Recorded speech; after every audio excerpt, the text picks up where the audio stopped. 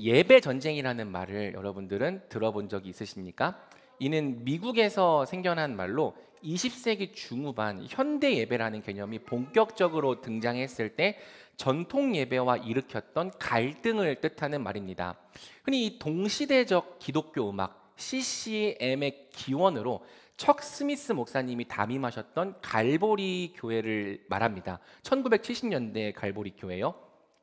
이 교회의 가장 독특한 특징은 당시 사회의 골칫거리였던 히피족들을 대상으로 사역을 했다는 점이에요.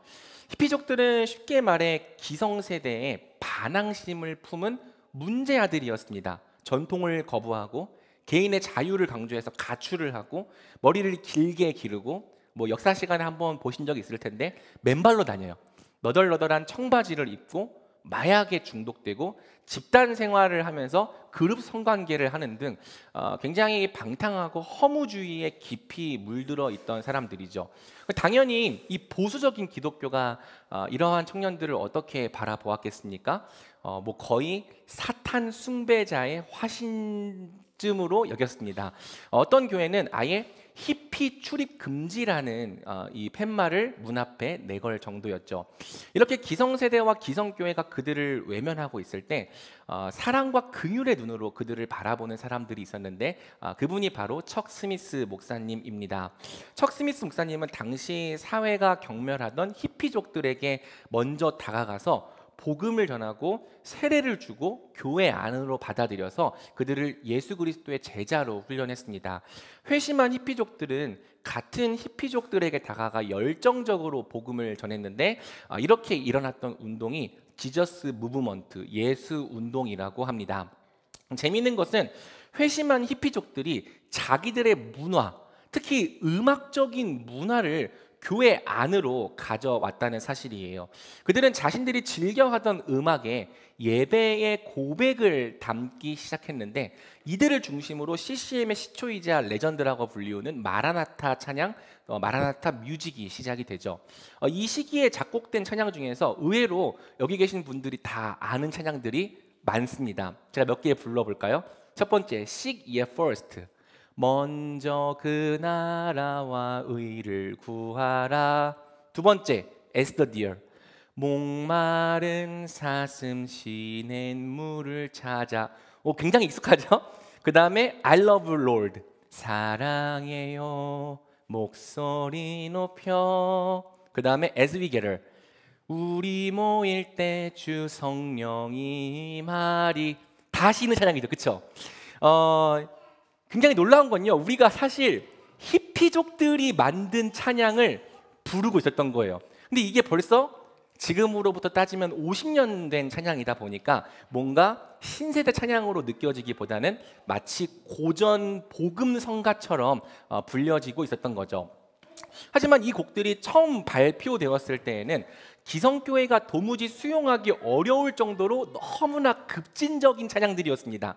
아니, 신성한 교회에서 오르간과 바이올린으로 찬양을 하는 게 아니라 드럼을 두드리고 심지어 이 사탄의 악기인 기타를 친다니요? 기타? 이건 신성 모독이다. 이런 전쟁이 일어난 거죠.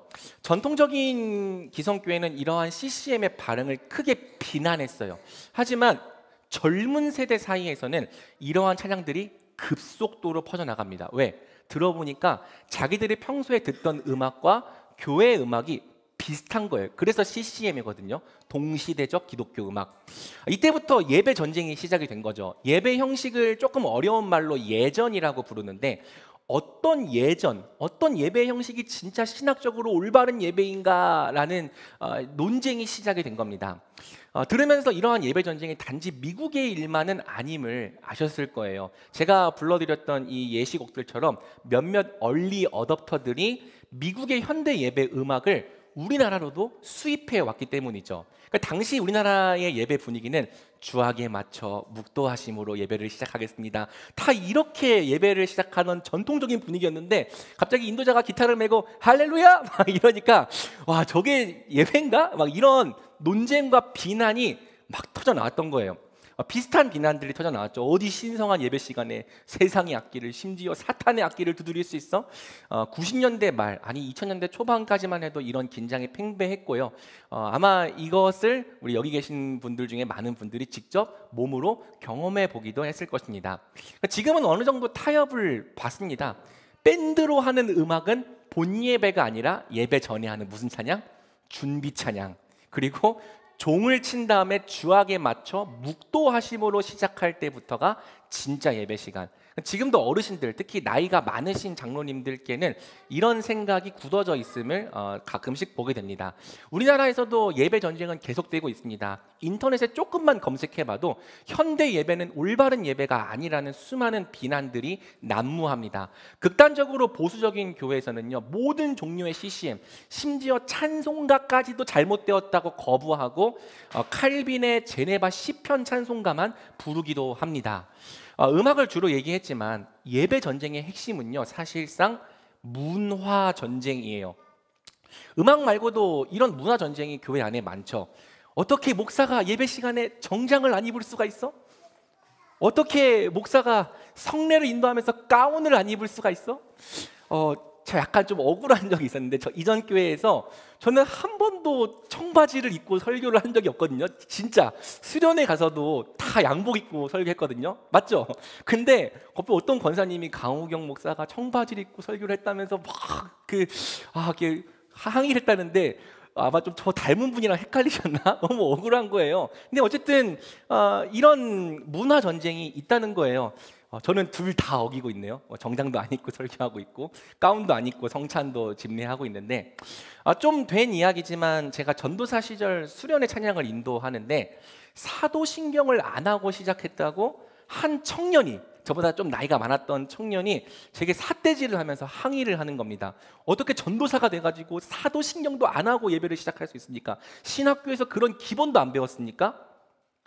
이렇게 역정들을 내는 이유는요, 그것들이 예배의 에센셜, 본질에 해당하는 부분이라고 믿기 때문이죠. 그러니까 그 사람이 생각할 때 에센셜을 건드렸으니까 폭발하는 거예요. 하지만 정말 그런가? 목사가 정장과 가운을 입는 것이, 또 예배는 무조건 사도신경으로만 시작해야 하는 것이 절대로 바꿀 수 없는 에센셜인가? 만약 그렇지 않다면 문화적인 것과 본질에 해당하는 부분을 우리는 대체 어떻게, 무슨 기준으로 분별해야 하는가 물어보지 않을 수 없는 거죠. 지난주에 우리 말씀에 심기는 교회는 우리 교회가 가진 두 번째 비전, 세상에 복이 된다는 선교적 비전에 대해서 함께 살펴보았습니다. 하나님은 우리가 세상에 복이 되게 하시려고 먼저 복으로 부르셨다. 그러므로 우리는 우리가 가진 복을 힘써 세상과 나누어야 한다는 말씀을 나누었죠. 자, 지난주에 이어 오늘도 우리 교회가 가진 선교적인 비전을 함께 살펴볼 텐데요. 특별히 선교와 문화의 관계를 함께 살펴보려고 합니다. 사실 제가 이제 개척을 하고 했던 4번의 설교 중에 가장 레디컬한 설교거든요. 급진적인 설교인데, 급진적인 설교를 할 때 또 우리 장년분들이 많이 오셔가지고 좀 떨리긴 합니다. 하지만 이제 오늘 이 설교도 제가 혼자 생각해서 만들어낸 설교가 아니라 선교학, 특히 이제 랄프 인터 박사님이 만드신 이 퍼스펙티브스 훈련들에 나오는 이 내용들입니다. 특별히 PSP5과 복음을 자유롭게 함과 문화적 관점에 해당하는 내용들이죠. 한 교회가 진짜 선교적인 교회가 되려면 반드시 이 선교와 문화의 관계를 정당하게 이해할 필요가 있습니다. 그래서 저는 오늘 이 설교를 우리 교회가 추구하는 핵심 가치 시리즈의 마지막 설교로 삼으려고 합니다. 선교와 문화는 서로 어떤 관계가 있는가? 우리 말씀에 심기는 교회는 세상의 선교적인 교회가 되기 위하여 어떻게 함께 노력해야 하는가? 함께 오늘 본문을 통해 그 원리를 살펴보도록 하겠습니다. 자, 오늘 본문은 흔히 교회사에서 예루살렘 공회라고 불리는 사건을 기록합니다. 이 사도행전은 예루살렘 공회 전과 후로 나뉠 수 있다고 말할 만큼 이 공회는 굉장히 중요한 사건이었습니다. 특히 복음이 문화 간의 편견과 증오를 극복하고 유대인들의 경계를 넘어 이방을 향해 나아가는 것에 이 공회가 결정적인 역할을 했죠. 도대체 예루살렘 공회가 어떤 결정을 했길래 그 이슈는 1절의 사건부터 시작이 됩니다. 한번 같이 읽어보겠습니다. 시작. 유대에서 몇몇 사람들이 안디옥으로 내려와 형제들을 가르쳤는데 모세가 가르친 관례에 따라 할례를 받지 않는다면 구원을 받지 못한다라고 했습니다. 자, 사건의 발단은 이렇습니다. 때는 바울 선교팀이 1차 선교 여행을 마치고 안디옥 교회로 돌아와 있던 때입니다. 그런데 유대로부터 어떤 사람들이 내려와서 안디옥 교회의 형제들에게 이렇게 가르치는 거예요. 모세가 가르친 관례를 따라 할례를 받지 않는다면 구원을 받지 못한다. 안디옥 교회는 이 예루살렘 교회와 달리 이방인들이 주류인 교회였거든요. 유대인은 아니지만 성경의 하나님을 믿는 사람들, 그 중에서도 예수 그리스도의 가르침을 따라 살려는 사람들, 저들을 대체 뭐라고 불러야 할까? 주변 사람들에게 정체성에 혼동을 주다가 결국 최초로 그리스도인이라고 정의된 사람들이 모여 있는 교회였습니다. 바울과 바나바는 이들에게 복음을 가르쳤지만 모세의 율법과 할례를 요구하지는 않았거든요. 할례를 받지 않아도 오직 그리스도를 믿는 믿음으로만 구원받음을 가르쳤습니다. 근데 이건요, 사실 당대에 있어서는 굉장히 급진적이고 혁명적인 일이에요. 본래 유대교로 개종한다는 것은 할례를 받는다는 것을 의미했기 때문이죠. 여러분, 할례가 뭐예요? 하나님이 아브라함에게 주셨던 언약 백성의 표징입니다. 따라서 유대인들은 만약 이방인들이 유대교로 개종하기 원할 경우 반드시 자기들처럼 할례를 받아야 한다고 주장했던 거예요. 그러나 이 헬라인들에게 성인 할례는 너무 야만적이고 원초적이고 잔인한 풍습이었습니다. 남성 성기의 끝부분을 절제하는 거잖아요. 위생이 열악했던 당대의 의료 기술로는 심지어 죽음에 이를 수도 있는 위험한 예식이기도 했죠. 좀 다르긴 하지만 오늘날에도 아프리카와 중동 28개국에서 여성의 성기를 일부 절제하는 여성 할례가 행해지고 있다고 합니다. 이 여성 할례가 얼마나 위험한 일인지 오늘도 하루에만 6,000명 정도의 여자 아이들이 여성 할례를 받다가 죽음의 위기에 내몰리고 있다고 해요.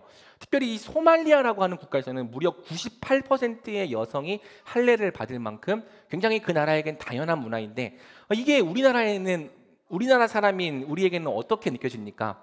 야, 어떻게 이렇게 야만적이고 잔인한 풍습이 있을 수 있냐? 이건 명백한 인권 유린이다. 당장 중지시켜야 된다. 이런 혐오감이 들잖아요. 당시 헬라인들도 이것과 완전히 똑같은 감정을 느꼈던 거죠. 우리는 보통 그러니까 유대인들이 고상하고 이방인들이 저급하다고 생각하지만 그거는 유대인들만의 생각이지 실제로는 그렇지 않았어요. 원래 여러분, 고대 문화하면 헬레니즘, 헬라 문화거든요. 로마의 문화는요, 찬란했습니다. 오늘날의 미국처럼 초강대국의 문화였습니다. 이 로마는 당대에 이 세계의 패권을 쥐고 있던 국가잖아요. 반면 이 유대인들은요, 그냥 어디서 나온지 모르겠는 듣보잡들이죠. 로마의 속국 주제에 자기들만 의롭다고 하는 이상한 교만까지 가지고 있습니다. 미개한 소수 민족 주제에 마치 자기들이 더 위에 있는 것 마냥 헬라인들을 보면서 어휴, 저 더러운 이방인들, 어휴, 저 지옥에 떨어질 땔감들, 이런 식으로 깔보는 태도를 갖고 있었습니다. 그러니 이방인들이 볼 때 이 유대인들은요, 재수가 없는 거죠. 심지어 관심을 갖고 우호적으로 다가갔더니 이렇게 말하는 거예요. 너희가 진짜 우리처럼 되고 싶다면 할례를 받아야 한다. 여러분, 할례는요, 당시 로마 시대의 기준으로 봤을 때도 고대의 풍습입니다. 여러분, 로마 시대가 지금 우리 시대부터는 2000년 전이잖아요. 근데 할례가 주어졌던 아브라함의 시대는 당시 로마로부터도 2000년 전이에요. 그러니까 지금 우리한테는 4000년 전. 그러니까 이 별로 가진 것도 없으면서 자존심만 강한 소수 민족이 2000년 전 이 고대 풍습을 지키고 있는데 그게 남성의 성기를 절제하는 일부 절제하는 할례입니다. 여러분, 지금 헬라 문화는 이미 수백 년 전에 소크라테스다, 플라톤이다, 아리스토텔레스다 막 걸출한 철학자들을 배출하고 있었거든요. 최첨단 문화란 말이에요. 그러니 헬라인들에게 이 할례는 진짜 미쳐버리겠는 문화인 거죠. 아무리 좋게 생각하고 싶어도 생리적인 혐오감이 느껴지는 문화입니다. 그래서 할례가 오랜 세월 동안 이방인들이 하나님께 돌아오는데 결정적인 걸림돌이 될 수밖에 없었던 거예요. 사실 이방인 중에서도 디아스포라 유대인들에게 영향을 받아서 유대교 신앙에 관심을 기울이던 사람들이 있었습니다. 성경을 보면 이 사람들을 하나님을 경외하는 자, God fearer라고 불러요. 그런데 이들이 아무리 유대교 신앙에 관심과 호의를 가질지라도 딱 이 할례라고 하는 문화적 장벽만 만나면 더 이상 그 경계를 넘어가지 못하는 거죠. 이와 같은 상황에서 바울이 기존의 유대교와 완전히 차별되는 구원의 길을 제시를 하는 거예요. 할례가 아니라 오직 예수 그리스도를 믿음으로 구원받는다. 할례를 받지 않아도, 다시 말하면 이 문화적으로 유대인이 되지 않고도 당신은 하나님의 백성이 될 수 있다. 그러니까 하나님을 경외하지만 선뜻 할례를 받을 엄두를 내지 못하고 있던 이방인들에게 이 같은 희소식이 없는 거죠. 그래서 바울이 세계 곳곳에서 복음을 전할 때 그냥 생판 하나님을 안 믿던 사람들이 효과적으로 믿은 게 아니라 그곳에 있던 하나님을 경외하는 자들, 그러니까 유대교 신앙에 관심은 있지만 할례 때문에 유대교로 입교하지 못하고 있던 사람들이 이 바울의 복음을 효과적으로 받아들이고 예수님을 믿는 성도들이 되었던 것입니다. 자, 이렇게 복음이 이방에 효과적으로 전파될 길을 찾아가고 있었던 무렵 이것을 굉장히 안이 꼽게 여기던 사람들이 등장하는 거죠. 바로 오늘 본문에 등장하는 유대로부터 내려온 어떤 사람들입니다. 모세가 가르친 관례에 따라 할례를 받지 않는다면 구원받지 못한다. 자, 이런 주장을 했던 사람들을 유대주의자들이라고 불러요. 이 유대주의자들로 말미암은 이슈가 성경 곳곳에 굉장히 많이 퍼져 있는데 특별히 이제 갈라디아서에도 이러한 이슈가 굉장히 중요하게 나타나죠. 그 이방인들에게 이렇게 유대주의자들이 가르쳤던 거예요. 그리스도를 믿는 믿음만으로 충분하지 않다. 거기에 더해 율법을 지키고 할례까지 받아야지만 너희가 진짜 하나님 백성이 될 수 있다. 이것은 바울이 전했던 복음과 완전히 상반되는 요구였죠. 절대 양립을 할 수가 없는 요구인 겁니다. 그래서 어떻게 됩니까? 바울과 유대주의자들 사이에 논쟁이 벌어지는 거예요. 이 말로 인해 바울과 바나바는 그들과 적지 않은 충돌과 논쟁을 벌였습니다. 그래서 안디옥 교회는 바울과 바나바를 세워 몇몇 신자들과 함께 예루살렘으로 보냈습니다. 사도들과 장로들은 이 문제를 어떻게 생각하는지 알아보려는 것이었습니다. 논쟁이 좀처럼 사그라들지 않자 안디옥 교회는 이 문제의 토의를 예루살렘 교회에 위탁합니다. 예루살렘 교회는 오늘날로 따지면 총회 본부에 해당하는 곳이었거든요. 예수님의 직속 사도들에게 뭐가 옳냐 이 문제의 판가름을 부탁한 거죠. 이 목적 때문에 열린 공회가 바로 오늘 본문에 등장하는 예루살렘 공회인 거예요. 예루살렘 공회의 핵심 안건은요, 과연 이방인들에게도 할례와 율법 준수를 요구해야 하는가였죠. 자, 3, 4절을 보면은 이방인들이 하나님께 돌아오는 일 자체는 모두가 환영했던 일인 걸 알 수 있습니다. 이 소식은 모든 형제들을 무척 기쁘게 했습니다. 그러나 어디가 문제가 되냐? 바울이 이방인들에게 할례를 받게 하지 않았다는 점이 몇몇 특정한 사람들의 심기를 거슬리는 거죠. 5절이에요. 그때 바리스파에 속해 있다 신자가 된 몇몇 사람들이 일어나 말했습니다. 이방 사람들이 할례를 받고 모세의 율법을 지키도록 해야 합니다. 역시나 이 예루살렘 공회에서도 엄청난 논쟁이 벌어집니다. M.R. 토마스라고 하는 사람이 있는데요. 그 사람은 이것이 초대교회가 직면했던 가장 큰 위기였다고 말해요. 그러니까 이 유대인들에게 박해를 받는 게 문제가 아니라 이 공회에서 어떤 결정을 내리는가에 따라서 기독교는 세계적인 종교가 될 수도 있고 아니면 그저 유대교의 수백 개의 분파 중에 하나로 끝날 수도 있었다라고 이야기를 하는 거죠. 자, 오늘 이 본문의 문제는요, 사실 두 가지 관점에서 이해될 수 있고 두 가지 관점이 다 정당합니다. 하나는 교리적인 관점이에요. 교리적인 관점에서 볼 때 유대주의자들의 주장은 율법주의 또는 공로주의로 정의될 수 있습니다. 예수님을 믿는 믿음 외에 율법을 지키는 추가적인 공로가 있어야만 구원받을 수 있다. 이 문제를 잘 정리해주는 성경이 갈라디아서랑 로마서죠. 갈라디아서와 로마서는 이 문제를 교리적인 관점으로 풀어갑니다. 자, 다른 하나는 오늘 우리가 집중해 볼 관점인데요. 바로 선교적인 관점입니다. 사도행전이 이 문제를 선교적인 관점으로 다루는 책이죠. 자, 선교적인 관점에서 볼 때 오늘 본문이 문제가 되는 이유는요, 바로 회심과 문화적인 개종이 혼동되고 있기 때문이에요. 그러니까 유대주의자들에게 회심, 하나님 백성이 된다는 것은요, 문화적인 의미로 유대인이 되는 것을 의미하고 있는 거죠.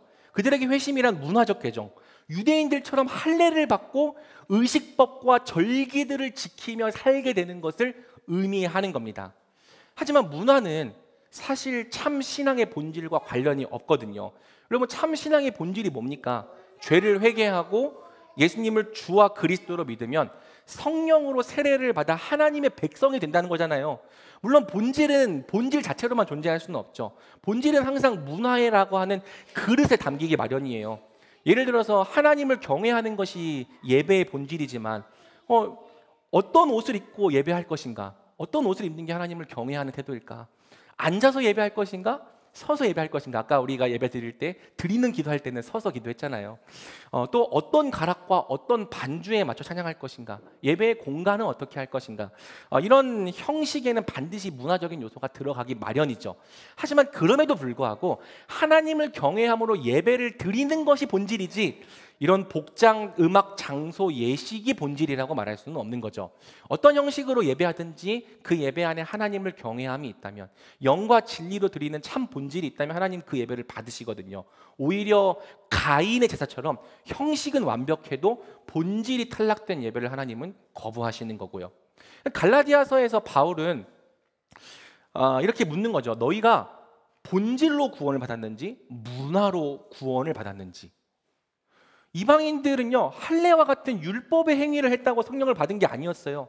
그냥 복음을 참되게 듣고 믿었더니 하나님이 성령을 주셨습니다. 왜? 참 신앙의 본질은 율법을 지키는 문화적인 행위가 아니라 오직 들은 복음을 참되게 믿는 그 믿음이기 때문이죠. 믿음이 본질이기 때문에 하나님은 이방인들이 할례를 받지 않아도 성령 주셔서 그들이 하나님의 백성이라는 것을 보증해 주신 거예요.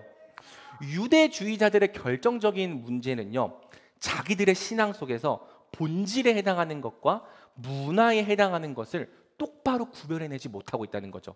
두 가지가 막 내 신앙 안에서 섞이고 혼동되어 있는 거예요. 그러다 보니까 그들에게는 본질이 아닌 문화의 영역조차 도저히 타협이 불가능한 영역까지 올라가 버리는 겁니다. 그렇게 될 때 어떤 일이 벌어지는지 아세요? 오늘 본문과 같은 일이 벌어지는 거예요. 하나님도 요구하지 않으신 것을 사람들에게 요구하게 됩니다. 할례를 행하고 모세의 율법을 지켜라. 본질과 문화가 똑바로 구별되지 않을 때 우리는 사람들에게 복음에 대한 믿음을 요구하는 것이 아니라 문화적인 개종을 요구하는 자로 전락하게 된다는 거죠. 그리고 우리가 사람들에게 복음을 전하는 것이 아니라 이 문화적인 개종을 요구하려고 할 경우 이것이 그 문화를 좋아하지 않는 사람 또는 그 문화에 대한 편견이 있는 사람들에게는 복음이 효과적으로 전파될 수 없게 만드는 장애물이 된다는 거예요. 여러분, 실제로 오늘날 우리가 복음을 어떻게 전하고 있는지 한번 점검해 봅시다. 우리가 복음을 전한다고 말할 때 어떤 사람과 더불어 복음의 본질을 대화하고 논의한다, 이렇게 의미를 사용하는 사람은 사실 그렇게 많지 않습니다. 다행히 저한테 배운 청년들은 막 그런 대화를 친구들이랑 한대요. 잘 배운 것 같아요. 요즘 뭐가 복음 전하는 것인가? 쉽게 말해서 교회 데리고 오는 거죠.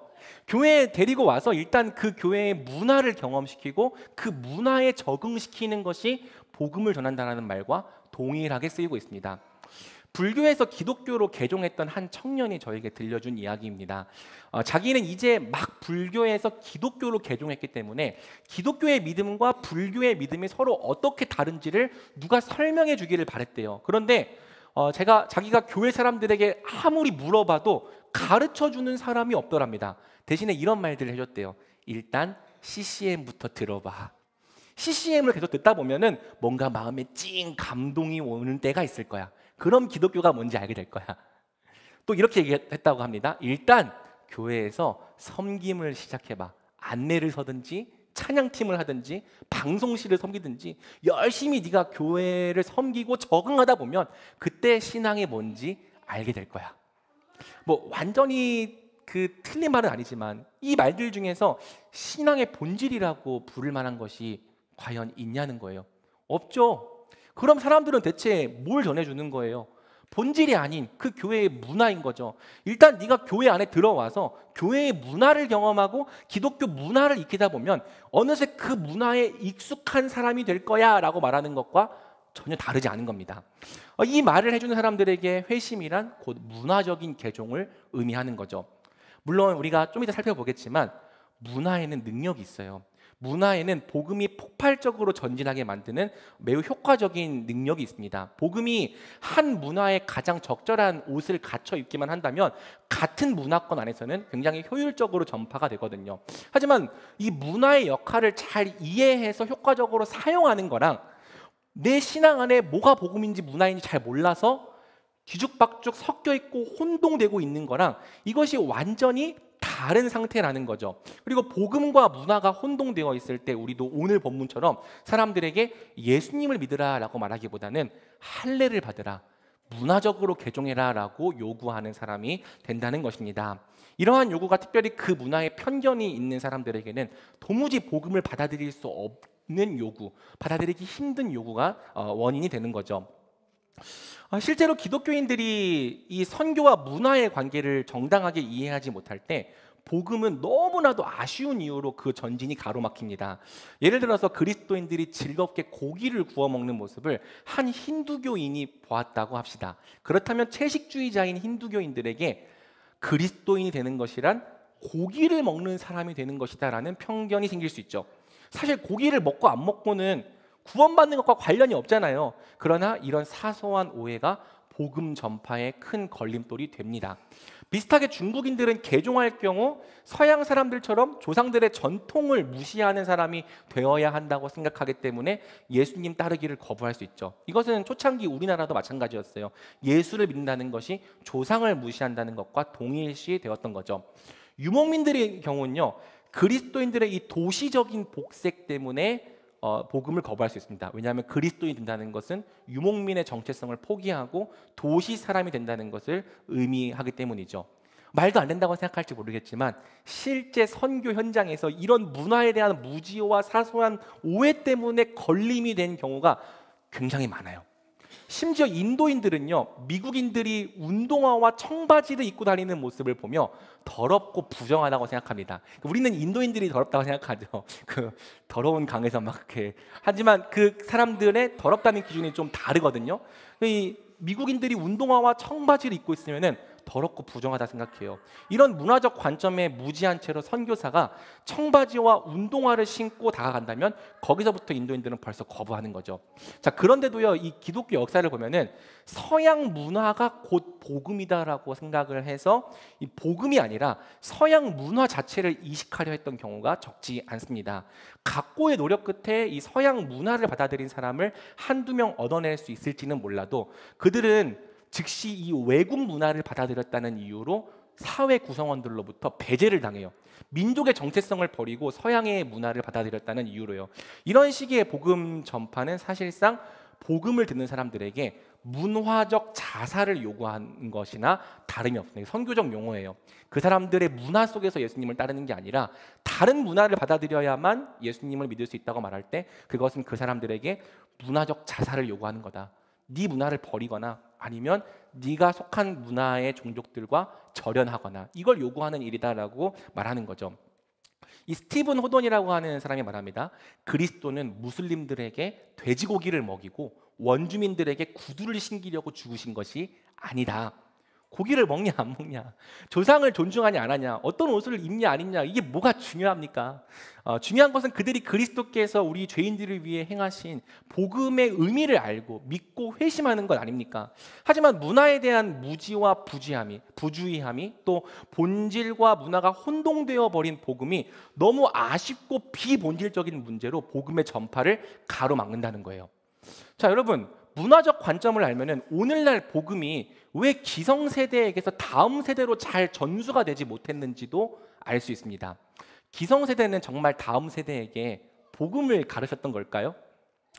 제가 청년 사역을 할 때 어르신들로부터 수도 없이 들었던 말들이 있습니다. 제가 이제 이전 교회에 있을 때는 절대 강단에서 얘기하지 않았지만 이제는 담임 목사니까 당당하게 얘기합니다. 어르신들이 저한테 맨날 와서 이렇게 얘기하는 거예요. 요즘 청년들이 교회를 안 섬긴다. 기도 안 한다. 신앙이 약하다. 아니, 물론 기성세대에 비해서 청년들이 기도 안 하고 신앙 약한 건 인정. 하지만 제가 생각할 때 아닌 부분도 있었거든요. 청년들이 주일학교 다 들어가서 섬기고 있고 뭐 성경학교 수련회 있으면 다 따라가서 섬기고 무슨 행사가 있을 때마다 다 막 30명 40명씩 나와가지고 스텝으로 섬기는데 도대체 뭘 안 섬겼다고 그러시는지 물어보니까요, 성가대를 안 한다는 거죠.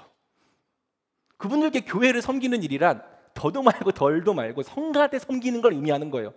기도를 안 한다. 왜? 새벽 기도 안 나온다는 거죠. 그분들께 기도하는 사람이란 새벽 기도 나오는 사람을 의미하는 거예요. 신앙이 약하다. 왜? 주중 예배에 안 나온다는 거죠. 그분들께 신앙이 강한 사람이란 수요 예배와 금요 기도회를 빠지지 않고 참여하는 사람을 의미하는 거예요. 종합하면 그분들께는 기성세대의 신앙 문화를 그대로 따르는 청년들이 좋은 신앙, 바른 믿음을 가진 청년들인 거죠. 그리고 그 문화를 받아들이고 그 문화대로 하지 않는다면 그가 어떤 신앙을 가졌던 좋은 신앙의 사람이 아닌 겁니다. 다시 물어볼게요. 기성세대가 진짜 다음 세대에게 복음을 가르친 게 맞나요? 매주 주일 예배 빠지지 말라고는 했죠. 주일 성수하라고 했습니다. 저 어렸을 때는요, 학생들에게도 새벽 기도 나오라고 그랬어요. 나갔습니다. 열심히. 교회 열심히 섬기라 가르치기도 했고 각 부서에서 방송실에서 예배팀에서 성가대에서 봉사하라고 했습니다. 마치 교회에서 일 많이 하는 일꾼 되는 게 신앙의 장성한 분량에 이르는 것과 같은 말인 것처럼요. 그렇게 어른들의 말대로 교회 열심히 섬기고 아니 아예 교회에 그냥 월화수목 금토일 눌러 살면요 칭찬받고 신앙에 좋다며 박수 받았죠. 그런데 그게 정말 복음이었냐고요.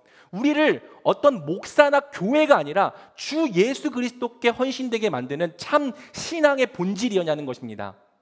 사실 기성세대가 우리에게 전하려 했던 건요 신앙의 본질보다 교회 문화에 더 가까울 수 있다는 거예요. 그래서 그 문화를 잘 배우고 답습하면 그리스도의 세계관으로 무장된 훈련된 병사가 되는 것이 아니라 그냥 기성세대 교회 문화에 익숙한 사람이 탄생하는 거죠. 물론 기성세대의 문화들이 나쁘다, 의미가 없다는 건 절대 아니에요. 여러분 기성세대 없이 기성세대가 앉아 계셔서 제가 오늘 다 청년들만 올 줄 알고 준비했는데 기성세대 없이 어떻게 저희 세대가 있겠습니까? 저도 그 유산을 받은 사람이고 여러분도 마찬가지입니다. 소중히 간직하고 계승해야 할 유산들도 많죠. 하지만 문제는 지금 기성세대랑 MZ세대가 선교학적으로는 다른 종족이라고 불러도 될 만큼 문화적 격차가 크게 벌어졌다는 거예요. 왜 하필 유독 2세대랑은 전수가 안 됐을까? 궁금하잖아요. 이전에는요 부모와 자녀 세대의 문화적 갭이 그렇게 크지 않았습니다. 같은 문화를 공유할 수 있었어요. 내 엄마가 새벽기도 나가면 나도 새벽기도 나가는 거죠. 그게 그렇게 어렵지 않았거든요. 그런데 오늘날에는 사회의 변화 속도가 너무 빠르다 보니까 부모 세대와 이 자녀 세대의 문화적 갭이 진짜 심각할 만큼 크게 벌어졌죠.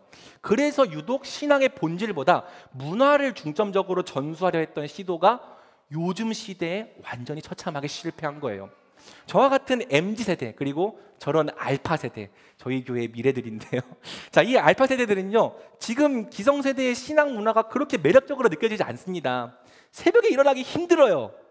근데 좀 나이가 들수록 자꾸 새벽에 눈 떠지긴 하는데 수요 예배랑 금요 기도에 다 나오려면요 친구도 안 만나야 되고요 학원도 다니지 말아야 됩니다.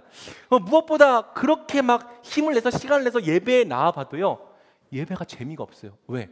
주일에 자기들이 부서에서 드리는 예배랑 어른들이 드리는 예배의 문화가 너무 다르거든요. 그게 다 기성세대 중심이지 자기들 중심은 아니거든요. 물론 어른들에게는 그게 익숙하고 어른들에게는 그게 은혜롭지만 다음 세대에게는 와닿지가 않는 거예요. 그리고 또 꼰대라는 말이 유행했던 것처럼 이 다음 세대는 권위주의적인 거, 소통이 없고 일방적으로 명령하는 이 기성 문화에 대한 반감도 있는 거죠. 심지어 이 기성세대가 신비주의 영성에 빠져가지고 막 무슨 얘기를 하든지 야 사탄 들렸어? 막 이런다면 지금 귀신이 역사하고 있어 이런 얘기를 한다면요 저게 지금 상식적인 사람이 맞나? 너무 맹목적인 신앙이 아닌가? 이런 거부감까지 느끼는 겁니다. 그래서 여러분 신앙의 본질이 아니라 기성세대의 문화 자체를 그대로 이식하려 했던 시도들이 처참하게 실패한 거죠. 다행히 오늘날에는요 이 교회들이 굉장히 다양한 시도를 하고 있고 좋은 결과들이 나오고 있습니다. 항상 소망은 있죠. 다음 세대뿐만이 아니라 세상 사람들에게 복음이 잘 전파되지 않게 된 데에도 이런 문화적인 요소가 큰 거예요. 원래 복음은 한 문화에 가장 적합한 형태가 될 때 폭발적으로 전진하는데 또 반면 하나의 형태로 고착되면은 전진을 멈춘다는 특징이 있습니다. 오늘날의 기독교인 하면 떠오르는 이미지가 너무 억울하지만 사실상 고착된 거죠. 그리고 그 고착된 이미지가 사람들에게 별로 설득력이 없는 거예요. 기독교인 하면 떠오르는 이미지가 뭡니까? 사랑이 떠오릅니다. 섬기는 모습이 떠오릅니다. 겸손한 모습이 떠오릅니다. 인내하는 사람들, 자비로운 사람들, 지성적인 사람들 맞나요? 이런 것들이 떠오르면 좋겠지만 수많은 연구 결과 제가 굳이 안 갖고 왔어요. 어떻게 생각하냐면요, 기독교인 하면 떠오르는 이미지, 이기적, 세속적, 위선적, 맹목적, 비상식적, 종교에 빠져 대화가 안 되는 사람들, 맨날 주여하면서 손뼉 짚고 시끄러운 소음을 내는 사람들. 제 사촌 누나도요, 제가 목사라고 하니까 야 너도 맨날 그렇게 주여하고 맨날 그러냐? 저 이상한 사람 취급을 하더라고요, 저를. 그러니까 기독교인이 된다는 것이 세상 사람들에게 어떤 이미지로 고착화됐냐면 저들처럼 이기적이고 위선적이고 소음으로 가득한 사람이 된다는 것을 의미하게 되었다면요, 복음이 전파되기가 진짜 어려운 거예요. 게다가 좀 예민한 이야기일 수 있는데, 오늘날에는 기독교는 곧 정치적으로 보수이다라는 인식이 심각할 정도로 고착되었죠. 어느 정당이 옳다 그르다 그런 걸 말할 생각 전혀 없습니다. 자기 판단에 따라 원하는 정당을 지지할 자유가 있죠. 그게 민주주의잖아요. 근데 그거를 왜 한 국민으로 하는 게 아니라 교회의 이름으로 하고 목사의 이름으로 하냐고요. 선교학적으로 볼 때 우리 기독교는요, 이미 치명적인 타격을 입었습니다. 왜? 자기를 정치적인 좌파라고 생각하는 사람들은 이제 어지간해서는 기독교 안 믿을 거거든요. 그 사람들에게 기독교를 믿는다는 것, 곧 정치적인 우파가 된다는 거랑 같은 의미가 되어버린 겁니다. 예수님은 그 사람이 좌파든 우파든 모든 죄인을 구원하시려고 죽으셨고, 실제로 예수님의 제자 중에서는요, 가장 보수적인 사람도 있었고 가장 진보적인 사람도 있었지만, 이 기독교가 하나의 정치 세력을 대표하는 집단으로 굳어지는 순간 이제 복음은 하나님 나라와 아무 관련 없는 이유로 가로막히게 되는 거죠. 솔직히 답이 없다고 느껴져요. 이 시대의 젊은 목사로서 이 어려운 상황을 대체 어떻게 타개해야 될지 잘 모르겠습니다. 하지만 그래도 소망은 있죠. 성경의 약속대로 울며 씨를 뿌리는 사람은 반드시 기쁨으로 그 단을 거두게 될 거기 때문이에요. 그렇다면 이 문제에 대한 성경적인 대안을 두 단계로 살펴보고 오늘 말씀을 마치도록 하겠습니다. 자, 어떻게 이 문제를 해결해야 되는가? 첫 번째는요, 우리의 신앙 가운데 복음과 문화를 정당하게 구별해내는 거고요. 두 번째는 오늘 설교의 제목처럼 복음을 통해 문화를 새롭게 다시 짓는 일입니다. 자, 이 문제에 관하여 베드로가 일어나서 이제 변론하기 시작합니다. 한번 같이 읽어주시겠어요? 오랜 시간 동안 토론한 끝에 말했습니다. 형제들이여, 여러분도 알다시피 얼마 전에 하나님께서 여러분 가운데서 나를 선택해 이방 사람들도 내 입술을 통해 복음의 말씀을 듣고 믿게 하셨습니다. 그 마음을 아시는 하나님께서는 우리에게 하셨던 것처럼 이방 사람들에게도 성령을 주셔서 그들을 인정하셨습니다. 하나님께서는 그 마음을 믿음으로 깨끗하게 하셔서 우리와 그들 사이에 차별을 두지 않으신 것입니다. 자, 이게 베드로가 한 말인데요, 감사하게도 하나님께서 미리 고넬료라고 하는 사건을 통해서 베드로의 생각을 변화시켜 주셨습니다. 베드로도요, 원래 이방인들과 교제하면 안 된다고 생각하는 전형적인 유대인이었거든요. 그런데 고넬료 사건을 통해서 하나님의 뜻과 의도를 이해한 거예요. 그 마음을 아시는 하나님께서 우리에게 하셨던 것처럼 이방인들에게도 성령을 주셔서 그들을 인정해 주셨습니다. 하나님께서는 그 마음을 믿음으로 깨끗하게 해주셔서 우리와 그들 사이에 차별을 두지 않으셨습니다. 베드로의 설명이 정확하죠. 만약 할례나 율법 준수가 정말 구원의 필수 조건이었다면 하나님은 이방인들에게 할례부터 받으라고 했을 거예요. 그들에게 성령 주시지 않았을 거라고요. 하지만 그들이 할례를 받지 않았어도 복음을 듣고 믿으니까 성령 주셨잖아요. 이는 하나님이 그들을 깨끗하게 하셨고 하나님의 백성으로 받으셨다는 결정적인 증거거든요. 하나님은 할례가 아니라 믿음으로 이방인들을 정결케 하셨죠. 할례나 율법 준수, 즉 유대인들의 문화를 따르냐 따르지 않냐로 이방인들을 차별하지 않으신 겁니다.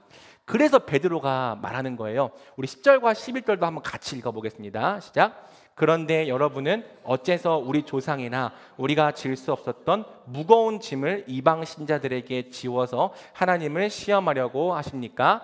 우리는 그들과 마찬가지로 주 예수의 은혜로 구원받는다고 믿습니다. 아멘. 유대인들도요, 할례 받았기 때문에 구원받는 거 아니에요. 본질은 예수에 대한 믿음이죠. 그 믿음을 유대인들은 할례로 표현하는 거고요. 이방인들과 마찬가지로 예수 그리스도를 믿는 믿음으로 유대인들이 구원받는 겁니다. 그렇다면요, 베드로가 말하는 것은 이거예요. 구원의 본질과 관계없는 유대인들의 문화를 이방인들에게까지 요구해서는 안 된다는 거죠. 무엇이든지 신앙의 참 본질 외에 다른 것들을 구원의 조건으로 요구하는 것은 너무 과한 일이라는 거예요. 심지어 그들을 인정해 주신 하나님을 무시하는 일이라고 말하는 거죠. 베드로의 말에 동의가 됩니까? 사랑하는 말씀이 여러분, 우리가 전해야 할 것은 문화가 아니라 복음입니다. 중요한 것은 사람들이 억지로 교회의 문화를 따르게 하는 것이 아니라 먼저 자기들의 문화 속에서 예수님을 따를 수 있도록 도와주는 겁니다. 그러기 위해서는 우리부터가 똑바로 복음에 속한 것과 문화에 속한 것을 정당하게 구별해낼 줄 알아야 돼요. 만약 우리가 문화적인 편견에 사로잡혀 있다면 하나님도 요구하지 않으신 짐을 사람들에게 요구하게 되기 때문이죠. 자, 역시 급진적인 질문이지만 한번 생각해 보세요. 기독교인이 되려면 꼭 술을 끊어야 됩니까? 술을 끊지 않으면 절대 기독교인 될 수 없는 겁니까? 아니거든요. 사실 술을 끊냐 안 끊냐보다 훨씬 중요한 거는 예수님을 내 인생의 구주로 믿고 인격적으로 영접하는 일이거든요. 그렇다면요, 우리가 일단 그가 술을 끊게 하기보다는 너 술을 끊어야만 구원받을 수 있어라고 말하기보다는 예수님을 영접할 수 있도록 도와주는 게 맞죠. 물론 예수님과 인격적인 관계를 맺고 나면요, 어느 순간 그토록 좋아하던 술을 멀리하고 절제하게 될 수 있습니다. 그건 성령의 역사니까요. 하지만 술을 끊지 않았다는 이유로 넌 기독교인이 될 수 없다 말한다면, 심지어 술을 마시는 사람들이라면 누구든지 우리 마음속에서 깊이 정죄하고 있다면 우리는 참 신앙의 본질과 문화를 혼동 중이죠. 그런 사람들에게 말해주고 싶어요. 미국에서는 가장 보수적인 신학교에서도 수업 마치고 교수님들과 신학생들이 한 잔씩 하고 있다는 걸요. 또 기독교인 되려면 꼭 담배를 끊어야 되는 겁니까?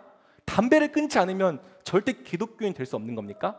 많은 사람들이 이렇게 생각하거든요. 아이, 목사님, 예수님 믿으려면 담배 끊어야 되잖아요. 저 나중에 믿을래요. 담배를 끊냐 안 끊냐보다 훨씬 중요한 건요, 예수님을 내 인생의 왕으로 모셔드리는 일이거든요. 그렇다면 그가 담배를 끊게 하기보다는 예수님을 알고 영접할 수 있도록 도와주는 게 맞는 거죠. 물론 어느 순간에 성령의 감동으로 그가 담배를 끊게 될 수도 있죠. 하지만 처음부터 담배를 끊지 않았다는 이유로 너는 기독교인이 될 수 없다, 담배를 끊지 않았기 때문에 너는 기독교인이 아니다라고 말한다면, 심지어 담배 피는 사람들은 누구든지 우리의 마음으로 죄인이라 규정하고 있다면 우리는 신앙의 본질과 문화를 혼동 중입니다. 아닌 것 같지만 제가 겪어보니까 청년들도 진짜 정죄 많이 하거든요. 근데 그런 사람들에게 말해주고 싶어요. 설교의 황태자라고 불리는 스펄전 목사님 있잖아요. 그분은 꼴초였다는 사실을. 맨날 이 설교 준비하는 서재에 들어가면요, 방에 연기가 이 하나님의 지성소처럼 막 연기가 막 가득했대요. 아니, 만약 예수님을 믿기 위해서 문화적인 개종이 필수로 강조된다면 척 스미스 목사님이 어떻게 그 방탕한 히피족들을 회심시킬 수 있었겠습니까? 그러나 그 히피족들이 예수님을 영접하고 난다면요, 자기 인생의 참 주인으로 그분을 모시고 난다면요, 누가 시키지 않아도 자발적으로 악한 죄의 습관들을 끊었거든요. 예민한 이야기지만 동성애도 마찬가지입니다. 동성애를 끊는 것보다 더 먼저는요, 먼저 복음을 듣고 예수님을 인격적으로 영접하는 겁니다. 동성애자들이 예수님을 오해 없이 온전히 받아들일 때 성령의 인도를 따라 자발적으로 그 동성애를 끊어내고, 심지어 같은 이 문제에 있었던 사람들을 돕기 위해 이렇게 살아가게 된 사례가 수도 없이 많아요. 오해하지 마십시오. 저는 동성애가 죄라고 믿습니다. 죄가 아니라고 말하는 게 아니고 하나의 문화에 불과하다고 말하는 건 더더욱 아니에요. 하나님께서 그렇게 죄라고 규정하셨다면 거기에 대해서 우리가 아니다 말할 수 없는 거죠. 하지만 복음을 전해주는 것과 동성애를 끊으라고 말하는 것은 구별되어야 한다는 거죠. 우리도 죄를 다 끊어냈기 때문에 구원받은 게 아니잖아요. 그들을 상종 못할 죄인들로 정죄하기 전에, 절대 구원받을 수 없는 사람들로 정죄하기 전에 우리는 그들에게도 예수님께서 우리 죄인들을 위해 행하신 복음을 들려주어야 하는 겁니다. 그리고 그들이 예수님을 믿고 따르려 한다면 성령 안에서 자발적으로 그 죄를 끊어낼 수 있도록 도와주어야 하는 거죠. 무엇을 계속하게 하고 무엇을 멈추게 해야 할지는 사실 되게 고민이 많이 필요한 일이에요. 그래서 야고보가 이제 좀 지침을 줍니다. 그러므로 내 판단으로는 우리가 하나님께 돌아오는 이방 사람들을 괴롭게 해서는 안 된다고 생각합니다. 다만 우상으로 더러워진 음식과 음행과 목매어 죽인 짐승의 고기와 피는 멀리하라고 편지하는 것이 좋겠습니다. 자, 이 네 가지가 굉장히 중요한 기준을 제시해 주는데요. 이 네 가지 중에서 음행은요, 성경이 명백히 죄라고 규정한 일이에요. 그렇다면 그 일은 문화와 상관없이 금지되어야 합니다. 죄는 상대적이 될 수 없어요. 하나의 문화로 치부될 수도 없습니다. 문화에는 좋은 부분만 있는 게 아니라 죄로 말미암아 타락한 부분도 분명히 존재하기 때문이죠. 자, 반면에 나머지 세 가지는요, 자세히 설명하진 않겠지만 그 자체로는 사실 죄가 아니에요. 다만 연약한 사람들을 실족하게 만들 수 있는 일에 해당하는 거죠. 이 고린도전서에 잘 나옵니다. 설명이. 우상에게 바쳐진 음식을 먹는 것 죄 아닙니다. 아무 상관없는 일이에요. 왜냐하면 우상이 아무것도 아니니까. 그런데 그 음식에 특별히 의미를 부여하고 있는 사람들이 보게 된다면 연약한 사람들이 실족하게 될 수 있는 일인 거죠. 여러분, 제가 목사잖아요. 근데 목사인 제가 야, 문화는 다 괜찮은 거야 그러면서 여러분들 앞에서 이 술을 마신다면 성찬 말고 그냥 마시는 게 아니라 이 소주와 맥주를 5대5로 이렇게 섞어서 먹는다면 여러분 과연 그거를 용납할 수 있겠어요? 말씀에 심기는 교회는 사실 이단이 아닌가, 다음 주부터 다른 교회로 나가야 될지를 심각하게 고민하지 않겠습니까? 이런 거라고요. 구원과 관계가 없는데 다른 사람들에게 덕은 안 돼요. 그리고 심지어 실족하게 만들 수 있어요. 이런 걸 멀리하라. 우리에게 신자의 자유가 있지만 그 자유를 사랑 없이 무질서하게 사용해서는 안 된다는 겁니다. 그런 이유에서 저는 술을 절대 마시지 않을 거예요. 만일 저 때문에 실족할 사람이 단 한 명이라도 있다면요. 담배도 마찬가지고요. 커피는 좀 용서해 주시기 바랍니다. 커피로 살거든요. 자, 복음과 문화를 정당하게 구별해낼 때 우리는 진정한 의미에서 선교적인 교회가 될 겁니다. 사람들에게 문화적인 개종을 요구하는 것이 아니라 예수 그리스도를 따르도록 초청할 때 복음이 편견을 극복하고 마침내 효과적으로 전파될 거예요. 그러기 위해서 우리는 모두 진리에 능숙한 사람이 되어야 합니다. 왕도가 없어요. 진리를 아십시오. 힘써하십시오. 예수님 말씀하셨잖아요. 진리를 알지니 진리가 너희를 자유롭게 하리라. 그러면 진리를 진짜 알잖아요. 어떤 형식과 틀에 매이는 사람이 되는 게 아니라 굉장히 자유로운 사람이 됩니다. 왜? 뭐가 진리인 줄 알면 진리가 아닌 것들을 우리가 똑바로 구별해낼 수 있거든요. 반면에 오히려 진리를 잘 모를 경우에 우리는 진리가 아닌 것들을 절대 포기할 수 없는 것처럼 목숨 걸고 싸우게 되는 거예요. 해결책 하나밖에 없어요. 진리를 아십시오. 복음을 더 온전히 아십시오. 그때 여러분은 스스로도 자유를 얻을 뿐 아니라 타인을 향해서도 관대함을 가질 수 있을 것입니다. 진리의 사람은 엄격한 율법주의자가 아니라 성령과 진리 안에서 온전한 자유를 누리는 사람입니다. 자, 다음으로 이제 복음과 문화를 정당하게 구별해낼 때 반드시 일어나는 두 번째 단계가 있습니다. 바로 복음을 받아들인 사람들을 통해 문화가 새롭게 지어지는 거죠. 그러니까 신앙의 본질은 같으면서도 문화는 다른 기독교가 탄생하는 겁니다. 제가 미리 시작부터 양해를 구했어야 되는데 오늘 분량 조절에 좀 실패해서 지난주보다 2장이 많습니다. 근데 거의 다 끝났으니까 조금만 힘내주세요. 저희가 애들 때문에 제 아내가 많이 힘들어하긴 하거든요. 자, 찰스 크래프트라고 하는 이 사람이 한 말입니다. 불행하게도 선교사들은 때때로 복음을 마치 화분에서 자란 화초처럼 생각한다. 그래서 화분채로 가져다 옮겨 심어 자라게 하면 된다고 생각하는 듯하다. 복음은 씨앗으로 심어져야 한다. 그렇게 함으로 그것을 받는 사람들의 문화적 토양 안에서 싹을 틔우고 그것의 비와 영양분으로 자라나야 한다. 땅 위에서 봤을 때 참된 복음의 씨앗에서 나온 삭들은 그것을 전해준 사회의 모습과는 상당히 달라 보인다. 하지만 땅 밑 세계관 차원에서 보면 뿌리가 같고 생명의 근원이 같음을 알 수 있다. 진정으로 상황화된 교회에서는 메시지가 본질적으로 같으며 우리가 믿는 주요 교리들이 뚜렷하게 나타난다. 왜냐하면 교리들이 성경에 근거하고 있기 때문이죠. 무슨 말이냐면요, 문화를 전해주는 것은 이 화초를 화분채로 이식하는 거라는 거예요. 그런데 복음을 전하는 것은 화분채로 전하는 게 아니라 씨앗을 심어주는 거라는 거죠. 그리고 재밌는 건요, 똑같은 씨앗이어도 어떤 토양에서 자라는가에 따라서 상당히 다른 열매가 맺히기도 한다는 겁니다. 여러분, 대구 사과 유명하잖아요. 여기 대구 출신도 계신데 이 대구의 사과를 처음 들여온 사람은 우드 브릿지 존슨 선교사님이라고 합니다. 사과가 너무 먹고 싶어서 미국 미주리주의 사과를 묘목 상태로 가져와서 대구 제중원, 지금의 동산의료원에 심은 거예요. 그런데 이 사과가 자라서 이 사과를 먹어본 대구 주민들이 그 맛을 보고 깜짝 놀랐대요. 아니, 미국의 사과는 이렇게 다 맛있습니까? 너무 맛있는 거예요. 존슨 선교사님이 이렇게 대답했다고 합니다. 아니요, 여기 대구에서 열린 사과가 미국에서 열린 사과보다 몇 배는 더 맛있습니다. 같은 씨앗이거든요. 똑같은 품종이에요. 그런데 토양이 다르고 기후가 다르니까 대구에서 훨씬 더 맛있는 사과나무가 자라난 거죠. 복음이 이렇다는 거죠. 찰스 크래프트의 말처럼 같은 복음일지라도 그것이 씨앗의 형태로 심기면 상당히 다른 모습으로 열매를 맺습니다. 하지만 그럼에도 불구하고 본질은 동일하죠. 모양도 다르고 열매도 달라졌지만 뿌리와 생명의 근원은 완전히 동일한 거예요. 이렇게 복음이 한 문화에 가장 적합한 형태로 옷을 입는 것을 조금 어려운 말로 상황화라고 합니다. 적절히 상황화된 복음에는 놀라운 특징이 있는데 바로 그 전파력이 매우 강하다는 거예요. 척 스미스 목사님 얘기를 했잖아요. 회심한 히피족들을 중심으로 지저스 무브먼트가 일어났다고 했잖아요. 그렇게 탄생한 기독교는 지금까지와 완전히 다른 기독교였거든요. 하지만 그 문화의 형태가 기성교회에 고착된 문화보다 훨씬 더 당대의 젊은이들에게 효과적이었기 때문에 복음이 폭발적으로 확산되는 겁니다. 특별히 찬양 예배 형태가 효과적이었는데 그게 우리나라까지 넘어왔으면 말 다 한 거죠.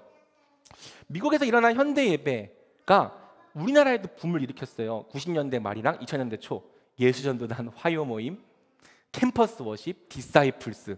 기성세대 예배에 잘 적응하지 못하던 젊은 세대들이 현대 예배를 맛보고 참여하면서 환호를 하는 거죠. 또 당시 대중음악에서도 밴드 음악이 인기가 있었기 때문에 동시대적인 흐름을 타고 무슨 워십이라는 형태의 예배가 굉장히 빠르게 확산된 겁니다. 오늘날의 비슷한 사례로는 위러브가 있어요. 위러브라는 팀, 많은 교회들이 청소년 사역이 안 된다, 망했다라고 하지만요, 이 위러브 집회에 가보면은 교복을 입고 예배를 드리러 온 청소년들이 수도 없이 많이 있습니다. 걔네들이 거기서 다 울면서 예배를 드리고 있어요. 신학적인 문제는 차치하고서라도 문화적인 측면에서 위러브는 여타 다른 교회들보다 청소년들에게 효과적이었던 거죠. 이것이 문화가 다시 지어져야 하는 이유고요. 교회가 새롭게 개척되어야 하는 이유입니다. 만약 기성교회의 문화를 똑같이 따라할 거라면 굳이 새로운 교회가 개척될 필요가 없어요. 왜? 그냥 기성교회 가면 되니까.